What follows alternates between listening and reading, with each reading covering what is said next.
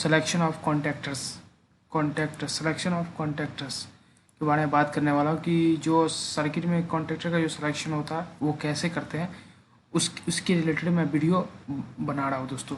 इसमें मैं सारे प्रोसेस बताऊंगा, कैसे सिलेक्शन करना कॉन्ट्रैक्टर्स का, कितने टाइप के कॉन्ट्रैक्टर्स होते हैं, क्या कॉन्ट्रैक्टर्स के पॉइंट होते हैं, सब कुछ डिस्कशन करूँगा। और इस वीडियो को अंत तक जरूर देखें। एक चीज़ और मैं बताना चाहता हूँ दोस्तों, मेरे पास बहुत सारे कंपोनेंट है, देख रहे हो, इसके सारे के रिलेटेड मैं वीडियो बनाऊंगा, जिसमें मेरे पास कंपोनेंट है, काउंटर है, उसके बाद एमपीसीबी है, टाइमर है, एमसीबी है, सिक्वेंसर है, टर्मिनल है। मैंने जो दोस्तों, अगर इसके लिए ये सारे वीडियो अगर आप देख लोगे, सिलेक्शन ऑफ एसएमपी सारे अगर वीडियो देख लोगे, तो आप इजीली कंट्रोलर कोई भी आप पैनल को मैन्युफैक्चरिंग कर पाओगे, और कैसे पूरी प्रोसेस हम बता पाएंगे, कैसे कैसे क्या टर्मिनल कैसे सेलेक्ट करना है, A to Z, मैंने fuse, all types of fuse selection सारे कुछ मैं आपको मैंने अपने चैनल पर वीडियो अपलोड करूँगा। टर्मिनल सिलेक्शन, उसके बाद टीवी में terminal box selection, types of terminal box कितने टाइप के होते हैं, उसके बाद टर्मिनल कितने टाइप के होते हैं, कैसे टर्मिनल, उसके बाद फेडरल कैसे लगा, सारा प्रोसेस बताऊंगा। तो इस वीडियो हमारा चैनल को सब्सक्राइब कर लो दोस्तों, उस पर ये सारे वीडियो अपलोड हो गए। आज का जो वीडियो है वो सिलेक्शन ऑफ कॉन्ट्रैक्ट बहुत इंपॉर्टेंट होता है दोस्तों। कंट्रोल सर्किट जब जहाँ भी बनेगी वहाँ पे RLC सर्किट लगेगी, तो RLC सर्किट में कॉन्ट्रैक्टर्स और रिले का बहुत बड़ा इंपॉर्टेंट रोल प्ले होता है। तो इसमें ये चीज़ आपको इससे ये फ़ायदा, कॉन्ट्रैक्टर्स बता दूंगा। तो दोस्तों, आप कभी भी कोई भी सर्किट बनाओगे तो कॉन्ट्रैक्टर सही सिलेक्ट करोगे। कभी कभी क्या होता है, कॉन्ट्रैक्टर बहुत बार कॉन्ट्रैक्टर चल जाता है, क्या होता है उसमें सिलेक्शन का ही दिक्कत होता है। बाद में अगर आप जब रिसर्च करोगे क्यों चल रहा है कॉन्ट्रैक्टर, तो आप देखो कॉन्ट्रैक्टर आपने गलत सेलेक्ट कर रखा है, तो इस कारण भी कॉन्ट्रैक्टर बहुत जलते हैं। तो आज इस वीडियो को देख के आप ये तो कंफर्म है कि आपका कॉन्ट्रैक्टर्स के रिलेटेड सारे डॉट्स क्लियर हो जाएंगे, और आप समझ पाओगे कॉन्ट्रैक्टर्स कैसे यूज़ करना। आप विदाउट कुछ किसी से पूछे आप कॉन्ट्रैक्टर्स को यूज़ कर पाओगे, आप विदाउट किसी से पूछे कॉन्ट्रैक्टर बेसिस सर्किट डिज़ाइन कर पाओगे। तो इस वीडियो को अंत तक देखो, और मैं बताऊंगा किस टाइप के लोड के लिए किस टाइप का कॉन्ट्रैक्टर सिलेक्ट करना। ओके दोस्तों, तो हम स्टार्ट करते हैं। दोस्तों, आपको पता ही है कि कोई भी अपने जो इलेक्ट्रिकल में लोड जो होता है वो 3 टाइप के होते हैं। कि कोई सा भी लोड आप इलेक्ट्रिकल की बात करोगे तो कंपोनेंट 3 टाइप के ही होते हैं, उसके अलावा कंपोनेंट नहीं होता। फर्स्ट कंपोनेंट होता है रेसिस्टिव कंपोनेंट, कैपेसिटिव कंपोनेंट और इंडक्टिव कंपोनेंट। और जब लोड अगर आपने इलेक्ट्रिकल से पढ़ा है या इलेक्ट्रिकल के बारे में जानते हो, तो जो भी जितना इलेक्ट्रिकल अंदर लोड यूज़ होने वाला वो 3 ही टाइप के होंगे, उससे आगे कोई लोड होता ही नहीं है। 3 ही टाइप के होंगे या कम्बिनेशनल होंगे, मतलब 3 टाइप्स के होंगे या कम्बिनेशनल होंगे। कम्बिनेशनल मतलब RL, RC और उसके बाद CL, ये मतलब R सबके साथ कंबाइन होगा, या RC होगा या RL होगा या RLC होगा या RCL होगा, यही होगा। मतलब लोड की बात करें तो लोड 3 ही टाइप का होता है दोस्तों। तो फर्स्ट मैं देख लेता हूँ लोड कितने टाइप के होते हैं। लोड की बात करें दोस्तों तो लोड बेसिकली जो होता है वो 3 टाइप के ही होते हैं। तो मैं आपको समझाता हूँ कि लोड कितने टाइप के होते हैं। लोड जो होता है पहला होता है दोस्तों, पहला तो होता है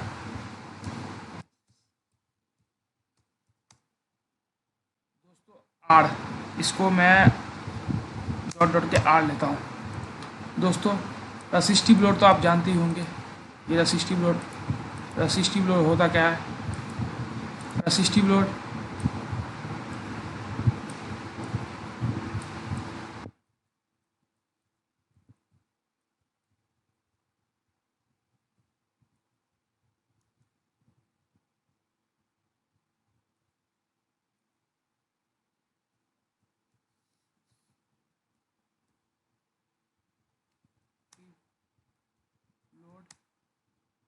इंटर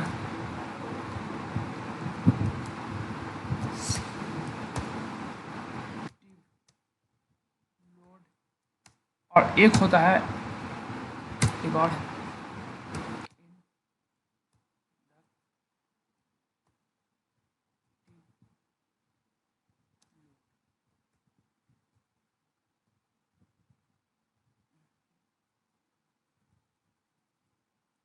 दोस्तों। लोड की बात करें तो आपको भी पता है, इसे बोलते हैं R, इसे डैश देके मैं लिखता हूँ। इसको बोलते हैं C, इसे बोलते हैं डैश देके L, इसे भी डैश दे देता हूँ दोस्तों। आप जब इंडस्ट्री में वर्क करोगे तो लोड जो होता है 3 टाइप के होते हैं, ये कैपेसिटिव, रेसिस्टिव, कैपेसिटिव और इंडक्टिव। इसको रिप्रेजेंट किया जाता है आर से, इसको सी से या एल से। तो इसके अलावा कोई लोड नहीं होता है। आपको ये याद होना चाहिए कि लोड हमेशा 3 ही टाइप के होंगे, 3 टाइप के अलावा लोड नहीं, उसके बाद उसके अकॉर्डिंग उसके अलावा और कोई लोड होता ही नहीं है। इलेक्ट्रिकल के अंदर 3 ही टाइप के लोड होंगे, ये भी आपको याद रखना है। इसको सिलेक्शन में बहुत इंपॉर्टेंट होता है इसका रोल। तो दोस्तों आपको इस चीज़ को आपके माइंड के अंदर सेटअप करना है। सेटअप क्या, ये इलेक्ट्रिकल का रूल ही है। इलेक्ट्रिकल के अंदर 3 ही लोड होता ही है, आर एल सी मान लो या आर सी एल मान लो, कुछ भी मान लो, ये 3 ही लोड है, रेसिस्टिव, कैपेसिटिव और इंडक्टिव। इसके अलावा लोड नहीं होता है। और दोस्तों यही लोड होता है, इसी के अकॉर्डिंग हम सिलेक्शन करते हैं। दोस्तों सबसे पहले हम बात कर लेते हैं, ये दोनों को मैं हटाता हूँ और उसके सबसे पहले हम रेसिस्टिव की बात करते हैं कि रेसिस्टिव में कैसे सिलेक्शन किया जाएगा। दोस्तों सबसे जब फर्स्ट लोड को हम मानते हैं रेसिस्टिव लोड, फर्स्ट लोड को हम मानते हैं रेसिस्टिव 1 डैश, ये रेसिस्टिव लोड है। तो रेसिस्टिव लोड की बात करें दोस्तों, तो रेसिस्टिव लोड के लिए कॉन्टैक्टर कैसे सिलेक्शन करेंगे दोस्तों। तो आपको पता हो जो भी रेसिस्टिव कंपोनेंट है, जैसे लाइट लोड हुआ, लाइट इलेक्ट्रिकल हीटर्स हुआ, मतलब जो रेसिस्टिव हीटर होता है, इंडक्टिव हीटर भी आता है, रेसिस्टिव हीटर हुआ, लाइट लोड हुआ, उसके बाद बहुत सारे लोड होते हैं जो रेसिस्टिव के अंदर आता हो, उसके लिए जो कॉन्टैक्टर का जो सिलेक्शन होगा वो मैं आपको बताता हूँ। क्योंकि रेसिस्टिव लोड में कोई भी फेज एंगल नहीं होता, फेज एंगल 0 होता है।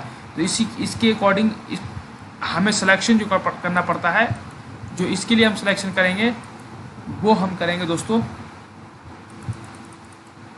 इसके लिए जो सिलेक्शन होगा वो जो होगा वो कॉन्टैक्टर की जो रेटिंग होगी वो होगी AC1 for resistive load, LOD load. दोस्तों ये सबसे इम्पोर्टेंट तो इसका ही रोल होता है कि जो भी अगर मिस कर जाता है, एम्पियर तो आपने ले लिया, पर इसकी रेटिंग जो होती है हर एक कॉन्टैक्टर की अलग अलग ISO होता है, मैंने स्टैंडर्ड इंटरनेशनल ये होता है उसका स्टैंडर्ड रेटिंग। तो आपको लेना पड़ेगा रेसिस्टिव लोड के लिए AC1। दोस्तों AC1 कहाँ पे लिखा होता है, तो आप कॉन्टैक्टर पर आते हैं दोस्तों, यहाँ पे लिस्ट जो बना हुआ है दोस्तों, यहाँ पे अगर आप इसको देखो गौर से, तो इसमें एक जगह लिखा होगा AC1 लिखा होगा, AC2 AC3, इसमें A to Z डिटेल्स इस नेम प्लेट पे लिखा होता है।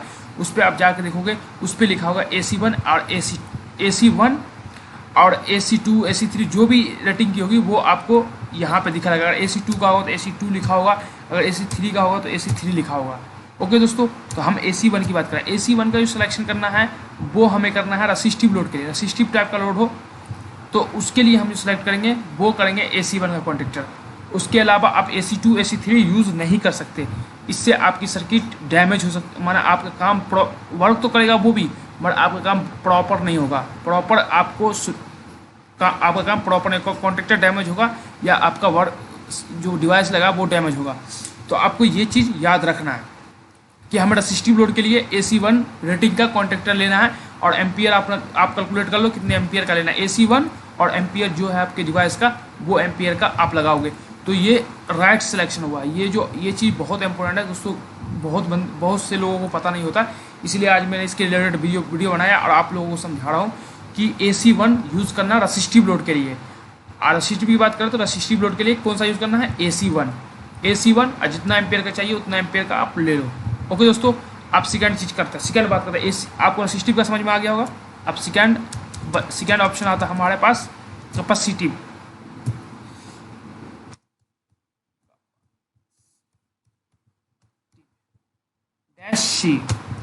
दोस्तों एक चीज़, आप कैपेसिटिव की बात आया तो अब लोड की बात करें, लोड को भी कैपेसिटिव करना पड़ेगा। हमें लोड किस टाइप का लेना है,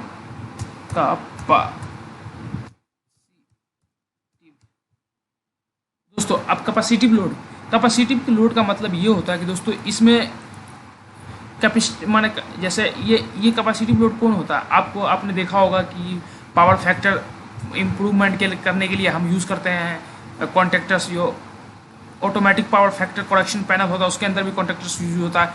उसमें बहुत सारे कॉन्टेक्टर्स लगे होते हैं जिसकी हेल्प से आपको कितना पावर इम्प्रूव करना है उसके हिसाब से कॉन्टेक्टर होल्ड होता है। उसमें कंट्रोलर लगा होता है, कंट्रोलर उसने कॉन्टेक्टर को होल्ड करके उतने कैपेसिटर को ऑन लोड बुलाता है, उसके बाद पावर फैक्टर को इम्प्रूव करता है। तो ये उसे बोलते हैं कैपेसिटी। जो भी कैपेसिटिव लोड आएगा, अधिकतर जो कैपेसिटिव लोड होता है वो बेसिकली मुझे आपको ही पता है, हमें ही पता है कि वो पावर फैक्टर करेक्शन पैनल में लगता है। Automatic power factor correction panel होता है, उसके अंदर ये यूज़ किया जाता है। सर दोस्तों, कॉन्टेक्टर का यूज़ कहाँ किया जाता है, एक चीज़ मैं ये भी आप कवर कर लेते हैं इस वीडियो में। ऑटोमेटिक जो भी प्रोसेस होगा, जो भी ऑटोमेटिक प्रोसेस होगा, वहाँ पे ही कॉन्टेक्टर का यूज़ होगा और रिले का यूज़ होगा।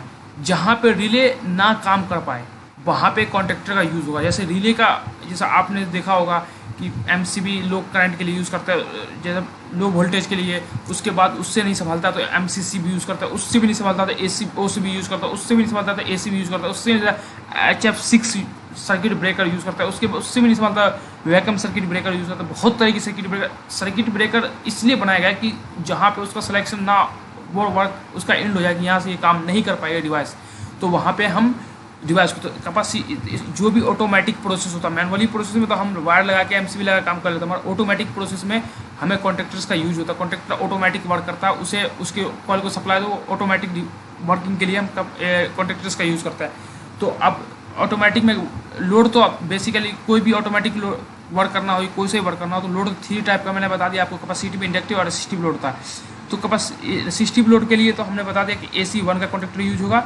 अब कैपेसिटिव के लिए कौन सा यूज होगा वो भी मैं आपको बताता हूँ। दोस्तों, कैपेसिटिव लोड का मतलब आप समझ गया। अब ये कैपेसिटिव लोड होता क्या है, जहाँ पे भी कैपेसिटर को सप्लाई देना हो मैन 3 फेज से, जैसे पावर फैक्टर इम्प्रूव पैनल है उसमें दे रहे हो, तो आपको वहाँ पे ये आपको यूज़ करना पड़ता है कॉन्टेक्टर। वहाँ पे automatic power factor correction controller आता है, कंट्रोलर इन NONC करता है कि कंट्रोलर अपने अकॉर्डिंग कि इतना मुझे कैपेसिटर को लोड पे लेना है तो हम इतना पावर इम्प्रूव कर पाएंगे, तो उसके हिसाब से कॉन्टेक्टर लगा होता है, तो कॉन्टेक्टर होल्ड करवाता है। तो वहाँ जो कॉन्टेक्टर यूज़ होता है वो होता है AC2। अब ये कॉन्टेक्टर की खासियत ये है कि इस कॉन्टेक्टर के अंदर जो होता है ना, इसके सारे पॉइंट्स पे रसिस्टर लगे होते हैं जो कैपेसिटर को डिस्चार्ज करता है। खास हमें AC1 भी यूज़ कर सकते थे, क्यों नहीं यूज़ किए, इसीलिए यूज़ नहीं किए कि ये कैपेसिटर क्या होता है, कोई भी कैपेसिटर होता है उसके अक्रॉस अगर वोल्टेज है तो वो चार्ज हो जाता है, तो उसको डिस्चार्ज करने के लिए हमारा AC2 का कॉन्टेक्टर के जो पॉइंट्स होता है उस पर रसिस्टर लगा होता है जो कैपेसिटर को डिस्चार्ज करता है। इसीलिए ये रेटिंग का जो हमारा होगा MCB, ये हम कॉन्टेक्टर उसे हमें यूज़ करना पड़ेगा सिर्फ कैपेसिटिव लोड के लिए, और कोई लोड पे आप यूज़ मत करना, नहीं तो आपको प्रॉब्लम क्रिएट हो सकता है। तो अब इसका भी सिलेक्शन दोस्तों, इसका भी बताऊं तो इसका भी यहीं पर आप देखोगे ये नेम प्लेट पे। मैं इसके लिए एक प्रैक्टिकल वीडियो बनाऊंगा और दोस्तों आप लोगों को समझाऊंगा कैसे कहाँ क्या लिखा होता है, सब कुछ के रिलेटेड। आज मैं सिर्फ थ्योरेटिकल और थोड़ा बहुत मैं बता रहा हूँ जिससे आपको आइडिया आ पाए।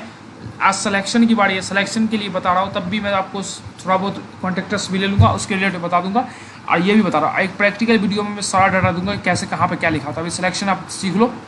तो AC2 का यूज़ हमेशा कैपेसिटिव लोड का मतलब ये हुआ कि जैसे power factor panel, power correction panel, ये टाइप के पैनल होते हैं, सारे में हम AC2 का कॉन्टेक्टर यूज़ करोगे, क्योंकि AC2 के कॉन्टेक्टर के एक क्रॉस रसिस्टर लगा होता है, हर एक पॉइंट एक इनपुट आउटपुट के क्रॉस रसिस्टर लगा होता है। ये क्या करता है, जैसे इसको डिस्चार्ज करने का काम करता है। जैसे मैन सप्लाई गया, कैपेसिटर चार्ज ही रहेगा तो उसको डिस्चार्ज कर देगा रसिस्टर। कैपेसिटर डिस्चार्ज कब होता है, जब उसके क्रॉस कोई लोड कनेक्ट होता है। रसिस्टर क्या होता है, लोड ही होता है, लोड कनेक्ट होगा वो डिस्चार्ज हो जाएगा। तो इसके लिए हम AC2 का ही यूज़ करते हैं। ये वर्ल्ड स्टैंडर्ड है, आपको वर्ल्ड में भी यही चीज़ अब यूज़ करने को मिला। वर्ल्ड में वर्ल्ड स्टैंडर्ड है AC2 कैपेसिटिव लोड के लिए। ओके दोस्तों, आपको अच्छी तरह समझ में आ गया हो। रेसिस्टिव के लिए AC1 यूज़ करना है, AC2 यूज़ करना कैपेसिटिव के लिए। अब आता है इंडक्टिव, इसका सिंबल होता है C, कैपेसिटिव लोड का C। अब बात करते हैं दोस्तों थर्ड आता है इंडक्टिव।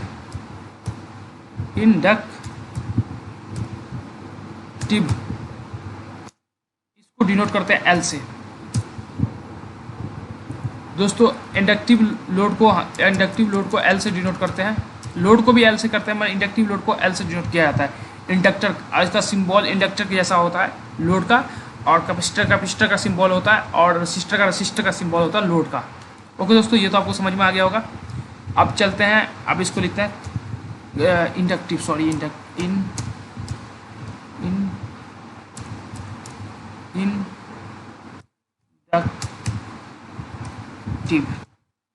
दोस्तों अब आ चुके हैं हम इंडक्टिव पे, थर्ड पे। हम बेसिकली जो हमारा जो लोड होता है वो थ्री टाइप का होता है। मैं बार बार रिपीट कर रहा हूँ, थ्री टाइप से ज़्यादा का लोड नहीं होता है। पूरे इलेक्ट्रिकल में थ्री टाइप के ही लोड होता है, उसके अलावा लोड नहीं होता है। ओके दोस्तों, तो इस चीज़ के अकॉर्डिंग ही जो जितने भी मैन्युफैक्चरर है कॉन्ट्रैक्टर्स बनाने वाले, सब इसी तीनों के अकॉर्डिंग ही कॉन्ट्रैक्टर्स की रेटिंग को डिफाइन करता है। अब आता है, ये आएगा AC3। दोस्तों इंडक्टिव लोड तो आप भी जानते हो, इंडक्टिव हीटर भी हो सकता है, मोटर, जितने भी मोटर लगते हैं सारे मोटर में जो कॉन्ट्रैक्टर लगेंगे वो AC3 रेटिंग के लगेंगे। ये बात भी आपको माइंड में सेटअप करना है कि मोटर हो, कोई सी भी मोटर हो, इंडक्टिव लोड कोई सा भी हो, उस सब पे लगेगा AC3 का कॉन्ट्रैक्टर। AC3 कॉन्ट्रैक्टर इसलिए लगाया जाता है कि इसके जो कॉन्ट्रैक्ट्स होते हैं वो ओवर हीट बहुत जल्दी नहीं होता है, क्योंकि मोटर की करंट बढ़ती रहती है, घटती रहती है, तो उसके अकॉर्डिंग हमारा जो कॉन्टैक्ट्स उस पर स्पार्क जनरेट ज़्यादा ना हो, हीट ना हो, उसके लिए इसके अंदर स्पेशल कॉन्टैक्ट्स बने होते हैं। तो इसीलिए इसे हम यूज़ करना जरूरी मानते हैं। AC यूज़ करेंगे। उसके बाद अगर ड्राइव से आप मोटर को चला रहे हो, ये कॉन्टैक्टर आपने यूज़ नहीं किया, तो ये क्या करेगा, आपको ओवर करंट का फॉल्ट मारेगा बार बार ड्राइव। तो इसीलिए हमें AC3 यूज़ करोगे तो आपको ओवर करंट का दिक्कत नहीं आएगा। ओके दोस्तों, तो आपको मैंने रसिस्टिव बता दिया, रसिस्टिव में यूज़ करना AC1, कैपेसिटी में AC2 और इंडक्टिव में AC3। तो हमारा ये सिलेक्शन अब हो गया कंप्लीट। ओके दोस्तों, आपको ये चीज़, आप इसको माइंड में रखोगे दोस्तों, तो मुझे उम्मीद है कि आप काफ़ी अच्छी तरह समझ में आया होगा कि इंडक्टिव के लिए कौन सा यूज़ करना है, कैपेसिटिव के लिए कौन सा यूज़ करना है। तो एक बार और रिपीट कर लेते हैं। इसी में AC2, AC1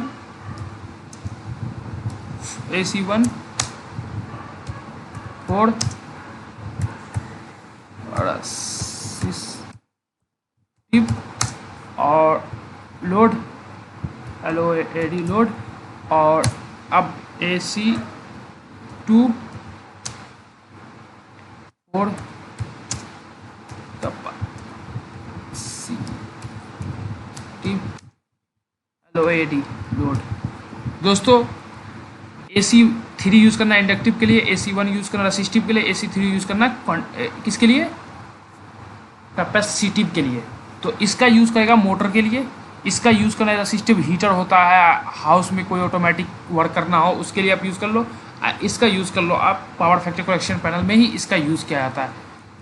तो हमारा लोड की बात करें तो लोड होता है, इसको हटाते हैं और लोड को डिफाइन करते हैं। लोड कितने कैसे होंगे दोस्तों, C.R. जो लोड होंगे बेस कैपेसिटर, रसिस्टिव और इंडक्टिव, ये तीन ही लोड होंगे आपके पास। ये तो कैपेसिटर का सिंबल होगा, इस पर रसिस्टेंस का सिंबल होगा, इस पे होगा इंडक्टर का सिंबल। तो ये तीन सिंबल और तीन रेटिंग के लिए हमें ये रेटिंग का कॉन्ट्रैक्टर्स यूज़ करना है। ओके दोस्तों, ये आप हमेशा माइंड में रखो। अब जब भी आपका कॉन्ट्रैक्टर्स डैमेज हो जाता हो या जल जाता हो तो आप जाकर इसकी रेटिंग चेक करो कि ये गलत रेटिंग की तो नहीं लगी है, क्या आपका मोटर बार बार प्रॉब्लम आता है, मोटर ओवरहीट या कुछ रिएक्शन करता तो आपको कॉन्ट्रैक्टर जाकर चेक करना है। और उसके बाद अगर आपका कॉन्ट्रैक्टर जल गया तो आप दुकान पे जाकर क्या बोलोगे, दुकान पे बोलना है यही AC3 का इतना एम्पियर का कॉन्ट्रैक्टर चाहिए, AC1 का ये चीज़। तो इसके लिए मैंने आपको बता दिया, ये सिलेक्शन ऑफ कॉन्ट्रैक्टर हमारा इस वीडियो में कवर हो गया। और इस चीज़ को माइंड में रख लो, तो आपको कोई सी भी कॉन्ट्रैक्टर, कोई सी भी कंपनी का हो, बस ये तीन ही चीज़ इंपॉर्टेंट है इस कॉन्ट्रैक्टर के अंदर। एम्पियर तो ऑब्वियसली सबको पता ही होता है कि 12-14 एम्पियर का, पर रेटिंग पता नहीं, रेटिंग की वजह से ही हमारा डिवाइस डैमेज होता है, क्योंकि ये जो इंडक्टर बना है इसका जो कॉन्ट्रैक्ट से अलग इसके अकॉर्डिंग ही डिज़ाइन किया गया है। रसिस्टिव है उसके कॉन्ट्रैक्ट से होता है, उसके अकॉर्डिंग ही डिज़ाइन किया गया है। अब दोस्तों नेक्स्ट सिलेक्शन हो गया, सिलेक्शन की बात हो गई। अब होता है by use contactors control circuit. अब ये हम एक टॉपिक ले लेता है, उसके बाद आपको डिफाइन करवाता हूँ। बाई यूज कॉन्टैक्टर्स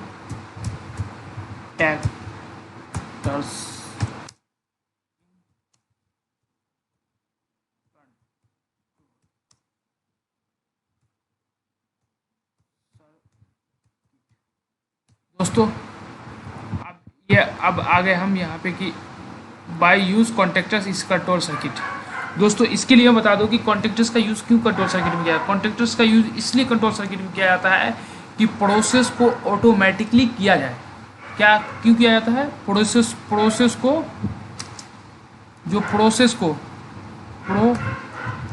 को ऑटोमेटिक किया जाए।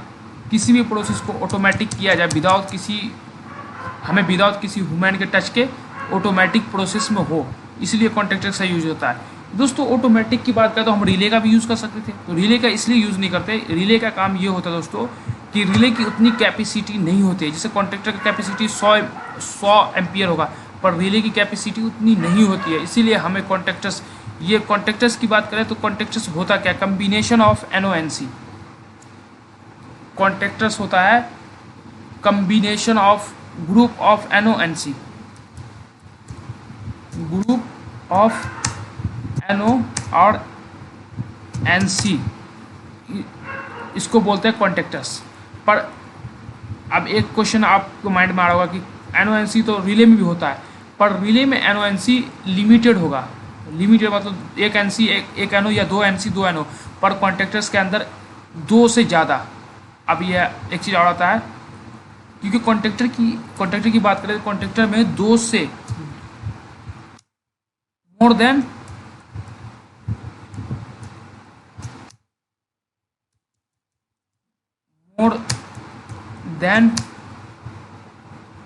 NO और NC होता है।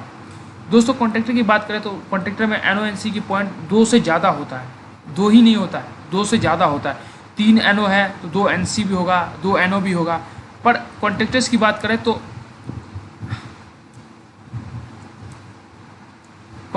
बात करें तो इसके अंदर हम maximum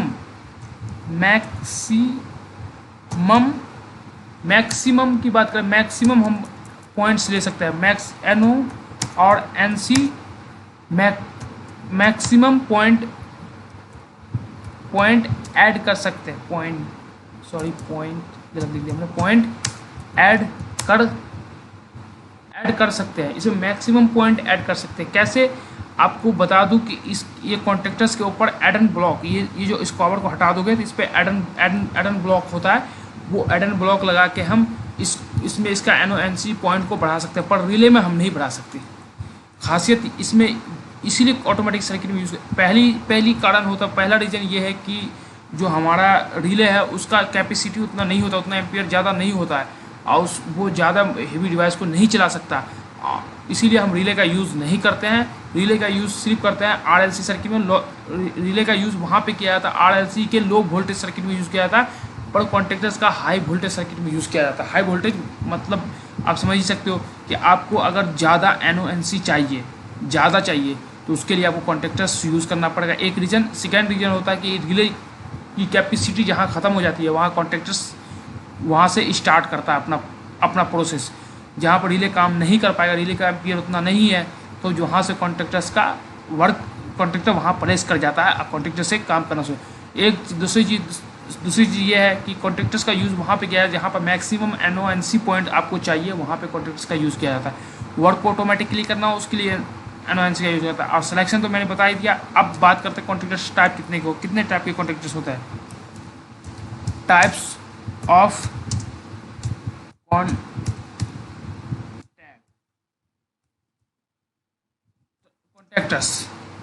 contractors types of contractors. दोस्तों टाइप्स ऑफ कॉन्टेक्टर की जब भी बात आए तो कॉन्टेक्टर बेसिकली बात करें तो हम 2 टाइप होते हैं। 2 टाइप। फर्स्ट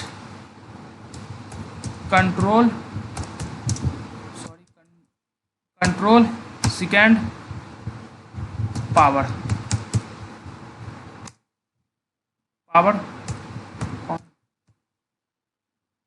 कॉन्टेक्टर्स, और एक होता है कंट्रोल।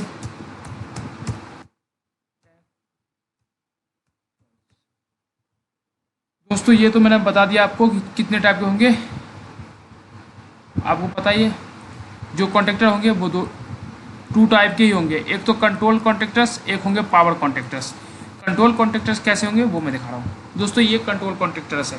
कंट्रोल कॉन्टेक्टर्स उसे बोलते हैं जिसमें पावर और कंट्रोल दोनों कंबाइन हो, उसे बोलते हैं कंट्रोल कॉन्टेक्टर्स। कंट्रोल कॉन्टेक्टर्स आप देख सकते हो, ये इसका क्या है, L1 L2 L3, ये पावर पॉइंट है, ये सारे पावर पॉइंट है।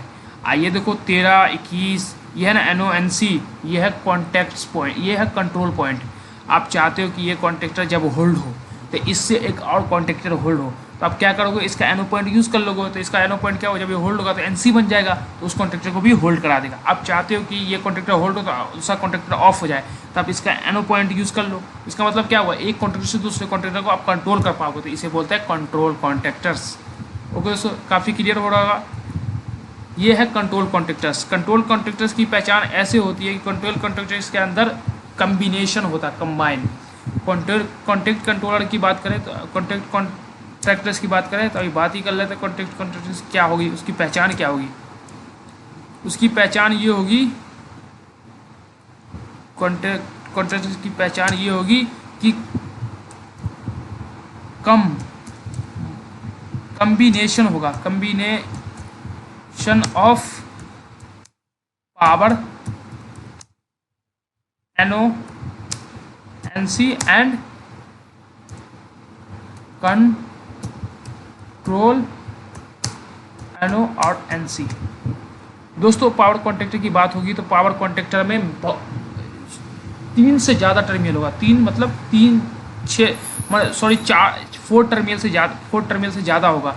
उसमें डबल होगा, मतलब डबल लेयर में होगा, वो एक लेयर नीचे होगा एक लेयर ऊपर होगा। तो उससे आप पहचान सकते हो कि ये हमारा क्या है, कंट्रोल कॉन्टेक्टर्स है। जैसे मैंने एक इमेज दिखा रहा हूँ, देखो ये इसमें क्या है, एक कॉन्टेक्ट ये है, एक कॉन्टेक्ट ये है, एक रैक ये है कॉन्टेक्ट्स का, एक ये है। तो ये सारे कॉन्टेक्ट्स एक ही होंगे, इसमें NONC नहीं होगा। सारे NO होंगे तो NO ही होंगे तीनों, NC होंगे तो ये तीनों NC होंगे, ना कि NO होंगे। मतलब अगर पहला NO है तो ये सारे NO होंगे, अब पहला NC है तो सारे NC होंगे। ये इसका एक रूल है। ये जो पावर पॉइंट है कभी NONC नहीं होगा, पर कंट्रोल पॉइंट NONC है। तो कोई एक NO है एक NC है। और हर एक कॉन्टेक्टर्स का एक चीज़ ऑल इंडिया डिफाइन है, मतलब वर्ल्ड में डिफाइन है। कभी भी जो इसको ऑन इसकी जो कॉइल है इसको चलाने के लिए, इसको ऑन करने के लिए A1 A2 यूज़ होगा। A से A1 पर आप यूज़ करोगे तो इसका वोल्टेज होता है। ये कॉन्टेक्टर्स, अभी वोल्टेज की बात करें कितने टाइप के आते हैं। ये कॉन्टेक्टर्स जो होता है बेसिकली हर एक कॉन्टेक्टर्स पर आपको A1 A2 लिखा हुआ है। ये जो होता है इसका कॉइल को सप्लाई देने का होता है। इस पर जैसे जितना इसका सप्लाई से ऑन होता है उतना सप्लाई आएगा तो कॉन्ट्रैक्टर होल्ड हो जाएगा आपस में। तो इस कॉन्ट्रैक्टर की इंटरनल पार्ट की वीडियो देखने के लिए मेरे चैनल पर वीडियो अवेलेबल है, उसको आप जाकर देखो, आपको काफ़ी अच्छी तरह समझ में आएगा। तो ये मैं बता दें कि ये कंट्रोल कॉन्टेक्टर्स है। कंट्रोल कॉन्टेक्टर्स में combination of control point and power point दोनों का कम्बिनेशन होगा तो वो कॉन्टेक्टर्स कहलाएगा कंट्रोल कॉन्टेक्टर्स। इस कंट्रोल कैसे करना है, कैसे क्यों कहलाएगा कॉन्टेक्टर। अगर चाहते हो इस कॉन्टेक्टर से किसी कॉन्टेक्टर को ऑफ करना, किसी डिवाइस को सिग्नल देना, किसी को कुछ करना, तो यहाँ से आप कर सकते हो। इस कंट्रोल पॉइंट से आप सिग्नल ले सकते हो। ये डिजिटल आउटपुट देगा, ये डिजिटल आउटपुट देगा। जब वो होल्ड होगा तो डिजिटल आउटपुट यहाँ से निकलेगा। NO पॉइंट से NC पॉइंट से डिजिटल आउटपुट आपको देगा ये कॉन्टेक्टर जब भी वर्क करेगा। तो इसके हेल्प से आप कंट्रोल कर सकते हो। जैसे आपने फॉरवर्ड रिवर्स में मोटर में लगा दिया, फॉरवर्ड में लगा दिया, रिवर्स में। जैसे सपोज मैंने एक कॉन्टेक्टर ये ले लिया और इसको कॉपी कर लेता हूँ दोस्तों, और अभी समझाता हूँ। कॉपी और पेस्ट।